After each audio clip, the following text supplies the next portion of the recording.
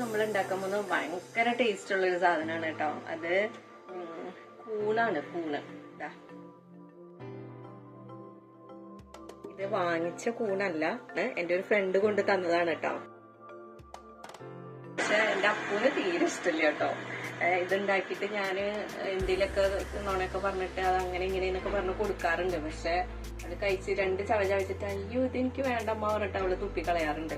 അപ്പൊ എനിക്ക് ഭയങ്കര ഇഷ്ടമാണ്. ഇതെന്താന്ന് വെച്ചാൽ വേറെ വിഷോ അല്ലെങ്കിൽ വിഷമയമായിട്ട് ഒരു കാര്യങ്ങളും ഇല്ലാതെ ഉണ്ടാവുന്ന സാധനമാണ്. പിന്നെ എന്റെ അച്ഛമ്മ പറഞ്ഞ കേട്ടിട്ടുണ്ട് ഇത് ആട്ടിറച്ചിയുടെ ഫലമാണ് അത്ര കൂണിന്. അപ്പോൾ ഇത് ഞാൻ ആദ്യം ഒന്ന് ചൂടുവെള്ളത്തിൽ കഴുകും. എന്നിട്ട് മഞ്ഞപ്പൊടി ഒരു കുറച്ച് സമയം തിരുമ്പി വയ്ക്കും. എന്തെങ്കിലും ഈ പ്രാണികളൊക്കെ ഉണ്ടാവും, ചെറിയ ചെറിയ പ്രാണികൾ ഉണ്ടാവും.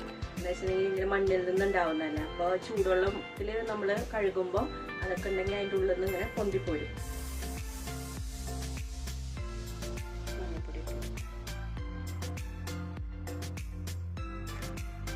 ഇനി നമ്മളിത് വറക്കുന്ന സമയത്ത് പിന്നെ ഇനി മഞ്ഞപ്പൊടി ചേർക്കണ്ട കേട്ടോ. ഓൾറെഡി ഇപ്പൊ മഞ്ഞപ്പൊടി ഇട്ടുണ്ടല്ലോ. ചൂടുവെള്ളവും മഞ്ഞപ്പൊടി ഇട്ട് വെച്ച് നമ്മുടെ കൂണൊന്ന് കഴുകിയെടുക്കാം കേട്ടോ. അപ്പോൾ നമ്മുടെ കൂണ് കഴുകിയെടുത്തിട്ടുണ്ട് കേട്ടോ. കഴുകിയെടുത്തിട്ടുണ്ട്. കൂണിലേക്ക് ചേർക്കാനായിട്ട് കുറച്ച് ചുവന്നുള്ളി, ഒരു പച്ചമുളക്, ചുവന്നുള്ളി നന്നായിട്ട് കഴുകിയിട്ട് അരിഞ്ഞെടുക്കാം. ഇത് വളരെ സിമ്പിളായിട്ട് ഉണ്ടാക്കാൻ പറ്റുന്നതാണ് കേട്ടോ. ഉള്ളിലേക്ക് കുറച്ച് മുളക് പൊടി ഇടാം കേട്ടോ. എരിവൊക്കെ ഓരോരുത്തരുടെ ആവശ്യം അനുസരിച്ച്. ഞാൻ ഒരു പച്ചമുളക് എടുത്തിട്ടുണ്ട്, അത് കാരണം കുറച്ച് മുളക് പൊടി. മഞ്ഞപ്പൊടി ഓൾറെഡി നമ്മൾ ചൂടുവെള്ളം ഒഴിച്ച് കഴുകാൻ നേരത്തെ ഇട്ട കാരണം ഇനി മഞ്ഞപ്പൊടി ഇടണ്ട. ഒരു തുണ്ട് ലേശം മല്ലിപ്പൊടി, കുറച്ച് ചിക്കൻ മസാല കേട്ടോ, കുരുമുളക് പൊടി, ഉപ്പ് കേട്ടോ. ഇത് എല്ലാം കൂടെ മിക്സ് ചെയ്യാം. പിന്നെ കൂണിന് കുറച്ച് വേവുണ്ട്, അപ്പോൾ അതനുസരിച്ച് വേണം നമ്മൾ വെള്ളം ചേർക്കാൻ. കൂണ് പരത്തി വെച്ചിട്ടുണ്ട്. ഇതില് മുളക് പൊടി, മഞ്ഞൾപ്പൊടി നമ്മൾ ഓൾറെഡി ചേർത്തിട്ടുണ്ടായിരുന്നു ചൂടുവെള്ളം ഒഴിച്ച സമയത്ത്. ഉപ്പ്, കുരുമുളക് പൊടി, ലേശം ചിക്കൻ മസാല, പിന്നെ കുറച്ച് മല്ലിപ്പൊടിയും കൂടി ചേർത്തിട്ടുണ്ട്. അപ്പോൾ എനിക്ക് വേണ്ടതാണ് ഈ ചുമന്നുള്ളി, ഒരു പച്ചമുളക്, പിന്നെ കറിവേപ്പില വളരെ ചെറുതാണ് കേട്ടോ. അതെന്ന് വെച്ചാൽ വാങ്ങിക്കുന്ന കറിവേപ്പിലല്ല, നമ്മുടെ വീട്ടിലത്തെ കറിവേപ്പിലയാണ്. അതുകൊണ്ടാണ് ഇത് ഇങ്ങനെ ഇരിക്കുന്നത് കേട്ടോ, ചെറിയ ഇലയായിട്ട്.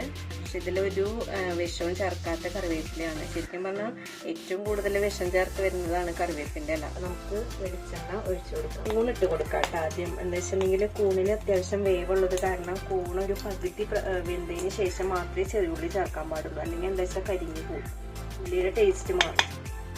ചൂടായിട്ടുണ്ട്, നമുക്ക് കൂണിട്ട് കൊടുക്കാം. കൂണ് നമ്മൾ പരത്തി വെച്ച പാത്രത്തിൽ ഈ മുളകിൻ്റെ ഇതിൻ്റെ ഒക്കെ ഇതുണ്ടാവുമല്ലോ, അപ്പോൾ അതിലേക്ക് ലേശം വെള്ളം ഒഴിച്ചിട്ട് ആ വെള്ളം ഞാൻ ഇതിലേക്ക് ഒഴിച്ചു.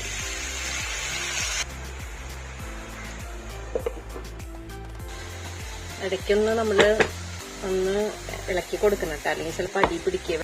കൂണ് പകുതി വേവായിട്ടുണ്ട്. അപ്പോൾ നമ്മുടെ ചെറിയുള്ളി അതിലേക്ക് ആഡ് ചെയ്യാം കേട്ടോ. ചെറിയുള്ളി എത്രത്തോളം ഇടുന്നോ അത്രത്തോളം ടേസ്റ്റിയാണ്. നമ്മുടെ കറിവേപ്പില ഇട്ട് കൊടുക്കാം, മിക്സ് ചെയ്യാം. എൻ്റെ അമ്മമ്മയൊക്കെ ഉള്ള സമയത്ത് എങ്ങനെയാന്ന് വെച്ചിട്ടുണ്ടെങ്കിൽ ഞങ്ങൾ വെക്കേഷനൊക്കെ ചെല്ലുന്ന സമയത്ത് കൂണ് കിട്ടിയിട്ടുണ്ടെങ്കിൽ ഒരുപാട് പേരുണ്ടാവുമല്ലോ.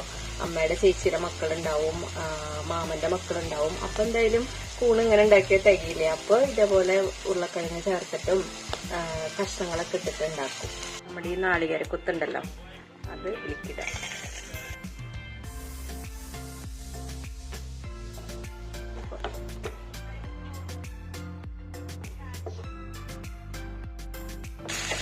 അപ്പോൾ നമ്മുടെ കൂണ് റെഡി ആയിട്ടുണ്ട്. നമുക്കിനി ഒരു പാത്രത്തിലേക്ക് പകർത്താം.